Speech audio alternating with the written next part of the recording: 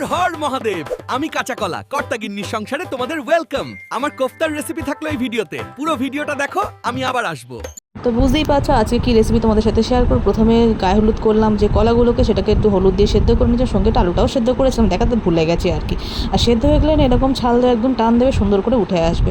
আর মনে যত রাগ আছে সেটা আলু আর কলার মধ্যে দেখিয়ে দিয়ে ভালো করে ঠেসে নেবে। আর দেবে হচ্ছে একটু নুন, স্বাদ মতো জিরে গুঁড়ো আর একটু লঙ্কার গুঁড়ো। আর বেশি মশলা দেওয়ার দরকার নেই, বেশি মশলা দিয়ে রোজ রোজ ভালো ভালো খাবার খেতে চাইবে, তাতে তোমাদের না অনেক খাটনিও বেড়ে যাবে। আর এখন যে গ্যাসের ক্রাইসিস, বেশি বেশি ভালো রান্না করতে গেলে গ্যাস অনেক খরচা হয় না বাবা, ওতে অল্প অল্প রান্না করে দেওয়াই ভালো। আর এই যে কাটাকাটি বাটাবাটি সব করে নিয়েছি, দিয়েছি হচ্ছে টমেটো কুচি, আদা গ্রেট করে, আর চিরা কাঁচা লঙ্কা, সস নিয়েছি, টমেটো সস আর চিলি সস। আর এই যে আলুটাকে একটু সেদ্ধ করে নিয়েছি, রান্নাটা তাড়াতাড়ি হয়ে যাবে, যেগুলো গ্যাস বাঁচবে। আর এই দেখতে পাচ্ছ কোপ্তাগুলো কয়নার মতো করে গড়ে নিয়েছিলাম গোল গোল করে।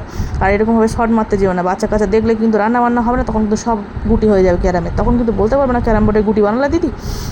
তো যাই হোক, তারপরে একটা দাদা রান্না দেখছিলাম, সে এক পটকানের তেলে সব সুন্দর সুন্দর রান্না করছে, কিন্তু আমি চেষ্টা করলাম, দেখলাম হলো না, তাই জন্য অনেকটাই তেল দিলাম। দেওয়ার পর যে কোপ্তাগুলোকে দিয়ে দিলাম, একটু মিডিয়াম ফ্লেমে ভাজবে, যেটা একটু কড়া কড়া হবে, আর সেই ছোটোবেলার স্যারাদের মতো, মানে ওপরটা একদম রাগি কড়া কড়া আর ভেতরটা একদম নরম জুসি। আর ওরকমভাবেই করেছি, আর ওরকমভাবে করলে খেতে খুব ভালো লাগে। ব্যাস একটু ভেজে তুলে নেওয়ার পরে, আর এই যে সেই বললাম না দাদা রান্না দেখছিলাম, এক পটকানিক তেল, সেরকম এক পটকানিক তেল দিয়েছি। দেওয়ার পর যে চেরা কাঁচা লঙ্কা, যে টমেটো ছিল সব দিয়ে দিয়েছি। আর কাটা ঘায়ে নুনের ছিটে একটু নুন দিয়ে দিলাম, তাতে টমেটোটা মজে গেল। আর বাড়ির বউদের শুনেছি কাটা ঘায়ে নুনের ছিটে দিতে বেশ ভালোই লাগে। তো তোমরা যদি কেউ দিয়ে থাকো আমার একটু জানিও তো কেমন লাগে দেওয়ার পরে।